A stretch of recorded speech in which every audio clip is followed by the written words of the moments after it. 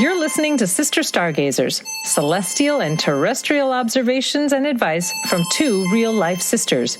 Welcome, fellow Stargazers. Your sisters are in the house. Hi, Jude. Hey there. How's it going? Happy November. Happy time with this upcoming Sirius eclipse happening this week. Yeah. So that's what we're going to focus on for this episode 61, Sunday, November 6th through Saturday, November 12th. We've got a full lunar eclipse happening on Tuesday, and we're going to start with cards today. Is that what we thought we would do? Yeah, because those cards that you kind of flew out of the deck for you, Sarah, were so pertinent, and I thought it might be a really nice way to switch it up. Yeah. So I chose the medicine card deck. The medicine cards are by Jamie Sands and David Carson, and it's an animal deck.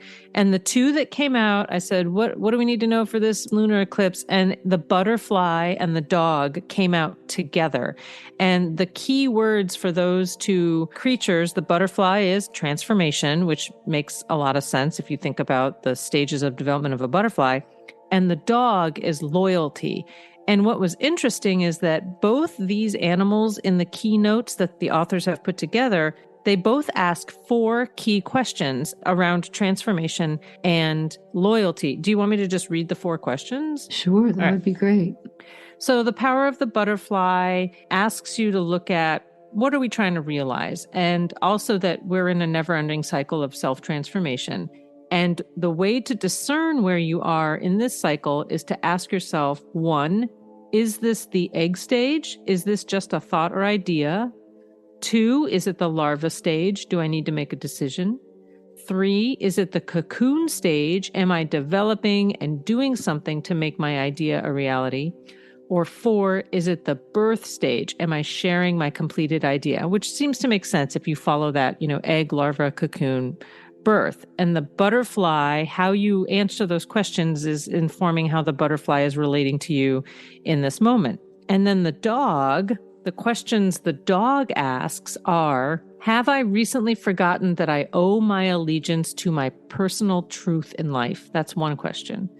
Another question is it possible that gossip or the opinions of others have jaded my loyalty to a certain friend or certain group? A third question is, have I denied or ignored someone who is trying to be my loyal friend? And I think you could apply that to yourself. Like, am I ignoring my own advice to myself, what my inner being wants to say? And then the fourth is, have I been loyal and true to my goals? So those seem really relevant to some of the aspects you had started to share with me when we got on the call. Yes, and I think it really speaks to the whole picture here in the chart. Yeah. Scorpio is transformation, it's regeneration, it's renewal. And then Taurus is what we honor, value, what we hold to have a certain amount of truth, right? That there's something real, that there's something tangible. That's Taurus. Yeah. So these two signs are polarized at the time of this lunar eclipse. Now, this is happening on Tuesday, November 8th at 6:01 a.m. Eastern Time. It kind of starts the day before. You'll feel it because there's the involvement of Venus and with Saturn, squaring Saturn on Tuesday, early in the day, and that begins the process, I think. The moon enters Taurus on Monday. You can actually kind of feel that kind of build up, and you might have been feeling the build up in the week before. Yeah. The moon enters Taurus on Monday. Venus squares Saturn. So Venus is in Scorpio with the sun. Mercury's on the other side of the sun. The south node's on the other side of Mercury. So south node at 13, Mercury at 15, sun at 16, Venus at 20 degrees of Scorpio. Yeah, all in that slice. Yeah, and they're all making an opposition to the 16-degree moon and 16-degree Uranus in Taurus. Wow. And 13 degrees north node in Taurus. Right. So this is a pivotal time where we're being asked to really step into something new, to let go of something old. And that can be an old habit, an old pattern of thinking, an old way of thinking about ourselves. And really pertinent to the ideas of the dog, who are we loyal to? Who are we pledging our sovereignty to? Who are we, are we undermining our own abilities? Right. Because we're not really fully in our presence and in our light, because we're carrying around so much expectation from others. Right. Yes. So many preconceived ideas about what we should be. There's another aspect here that I'm just seeing and I want to bring in. There's a trine, actually a grand trine in water, that's going to support the transformative process. It concerns 2 asteroids in Cancer. So we have Pallas Athene, who is the master strategist and craftswoman of the zodiac. She is so available at 23 degrees Cancer. And then there's Black Moon Lilith, which is conjunct her as well. So this is really speaking to the primordial feminine in all of us, the part that's been locked up, that's been disregarded, that's been cast out. And how did that happen? How have we allowed that part of ourselves to be shunned, basically? So there's a re-envisioning of what's possible, because the Scorpio Sun, Mercury, and Venus are making a trine up to Pallas and Black Moon Lilith. So it's a point of renewal of self, if we can be courageous enough to dig further down and find it. Amazing. There's also some support from Pisces, where Neptune and Jupiter are in a conjunction. They're in a wide conjunction. They're 7 degrees apart, but they're really, really close. And this is making a trine back up to the Black Moon Lilith and the asteroid goddess Pallas Athene, as well as making a trine to the Sun and Venus, and a wide trine to Mercury in the South Node. So these water feeling placements of these planets will help us dig deep and really find the truth during this eclipse time. Yes. Exciting. It's really exciting. Yeah. And if we are courageous enough, if we have the courage to go into those places of the dark, we'll be able to really see where our next steps might be and what might be the most supportive of our next, not so much adventure, but our next steps in terms of figuring things out, in terms of becoming more of who we were meant to be. Yes. The North Node in Taurus is really asking us, what are you meant to be? What do you value in yourself? Not so much in the culture, not so much looking for validation, but what is good for you? Not anyone else. So this is an extremely regenerative time. And you might have had some inklings of this at the new moon on the 25th of October, which was also a new moon eclipse. Yes. A solar eclipse. So something is being released now that will ultimately be for your benefit.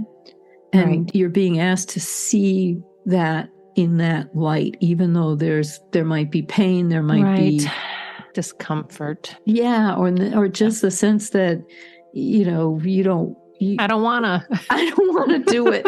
Whatever it is, but there's nothing about this lunation that says anything's going to be easy. In fact, it's activating that square to Saturn in Aquarius, which has been hovering at the midpoint of Aquarius and has been in and out of square with Uranus for the past 2 years. And has been asking us, where do we draw the line? Where is our own truth? Who do we answer to? Who are we sovereign to? All of these questions, this is not an easy time. Things are very muddied. You can't count on getting one source of information and knowing unless it's from your deep inner truth. Yes, right. There's no outward truth that's going to be, reflecting to you. In other words, it's like you're not going to listen for somebody else to tell you what's right. That's it. You're going to have to find it yourself with this lunation. And I'm sure folks that are tuning into us are hip to the fact that this is also an election. Yes, and having this particular election on this date with this type of energy going on is going to be a confused time period. Yes. There may not be answers at the end of the day. Right. Well, and the path of this particular full lunar eclipse actually does, I think, cross the western part of the United States and North America. I think it travels across the Rocky Mountains. Yes. I mean, it affects the whole planet, but is there more of an energy magnification in the path of totality when it comes to eclipses? Yes, absolutely. Yeah. Anywhere where it's visible. So it's going to be visible throughout Eastern Russia, Japan, Australia, the Pacific Ocean, and parts of Western and Central North America. Yeah. And it happens at 6:01 a.m. It says 16 degrees Taurus. So look in your chart where Taurus is, what house that might rule, and also what house Scorpio is for you, because those two areas will be activated in your chart. Okay. Those two houses, I should say. The energy of those two houses will be activated. There it is. Yeah. Wednesday, the sun, this will be active at the time of the eclipse. The sun will make an exact opposition to Uranus on Wednesday. So it really starts on Tuesday with that moon entering Taurus. Earlier in the day, there's a square from Venus to Saturn. Then there's the eclipse, moon conjunct Uranus, moon conjunct North Node, sun conjunct Mercury, moon Uranus opposing the sun, opposing Mercury, moon squares Saturn, sun opposed Uranus, Mercury squares Saturn on Thursday. Yeah. Sun squares Saturn on Friday. So the energy of this eclipse is really all week. Yes. Yeah, for sure. Yeah. And that sun square Saturn is really going to kick up. The issue's not going to, whatever the issue is, or the issues will not go away. Yeah. And with Mercury right there too, we're going to be asked to really, there's going to be delays. There's going to be a real need to really focus and patiently kind of hone in on what needs to be done, making tough decisions. There is, like I mentioned, the trine from Venus to Neptune. Okay. It could represent a feeling of wanting to just walk away or escape, because that's such a creative energy, Venus trine Neptune, in the midst of all this kind of, this tension. Yes. So there is this sense from this trine on Thursday, Venus trine Neptune. Think of a higher good, that all of the struggle that we're in this particular week, think of the higher good that can come out of it. Right. And then Saturday, Mercury will trine Neptune. So it's going to be encouraging you to use your imagination, to really activate your intuitive thinking, which will be really on top. You'll be on top of things if you tune into Neptune to appreciate these subtleties and kind of allow for envisioning. And speaking of tuning into Neptune, because it's in a wide-ish conjunction to Jupiter, which I think we can still see in the sky, we can literally kind of tune into Neptune and Jupiter by facing towards them and raising a hand to kind of channel in, breathe in some chi from Neptune. Yes, absolutely. Yeah. It's going to be in the south, southeast. So it's still pretty bright, right? When, at night. So if you're pointing in that general direction, you're going to get some of the Neptunian energies as well. You won't be able to see Neptune, but Neptune will be slightly to the right of Jupiter as we're looking at it. And if you raise your left hand to Jupiter and put your right hand on your heart, you would be able to channel in some chi from Jupiter and from Neptune. And it sounds like, too, in the midst of what could be tumultuous, and we've said this before and we'll continue saying it, you can only operate from your best place. You can't assert onto others a different way of being, but you can certainly rise. You can raise your own level of vibration, understanding, perspective, and hopefully by operating from that place, others will follow. And I think that's the thing to keep in mind is you don't have to join the chaos boat.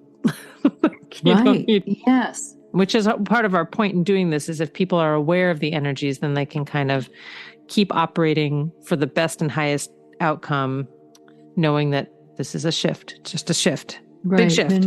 And it is a big shift. We're in the final months of Pluto moving through Capricorn on its way to Aquarius. I mean, it will dip back into Capricorn in 2023, but it won't go as far back as it is now. So we really are kind of moving out of this breakdown to breakthrough time. Yeah, breakdown to breakthrough. It's ongoing will be ongoing, pretty much throughout the winter. Saturn is moving direct now and is going to be moving into Pisces. Mars is retrograde in Gemini. So there's a lot to reconsider. There's a lot of how to move forward, what's the best way, and finding a new path for ourselves, because we're not going back to where we were. Right. My sense is that, it's hard to realize that, this is a new way forward. Yep. It's not like it was. Right. And there's so many things that need to be upgraded. Yep. Yeah, exactly. But it starts with us, right? We need to upgrade ourselves. So that's what this eclipse season is about. Yep. Really going for the best, not so much the new, but looking at the reality of how you want to live. Yeah. Okay. Well, that is a great place to leave this episode 61. Friends out there listening, fellow stargazers, you can reach us at connect@sisterstargazers.com. We love getting your questions and your feedback. You can post a comment on Facebook. You can find us on YouTube. And we'll be looking at the moon with you this week. Sounds like a plan. Thanks, Jude, for all your advice. Take care, everybody. Thank you, Sarah. Bye for now. Thanks for listening to Sister Stargazers. Let us know what worked for you this week. Find us on Facebook and post a comment at Sister Stargazers.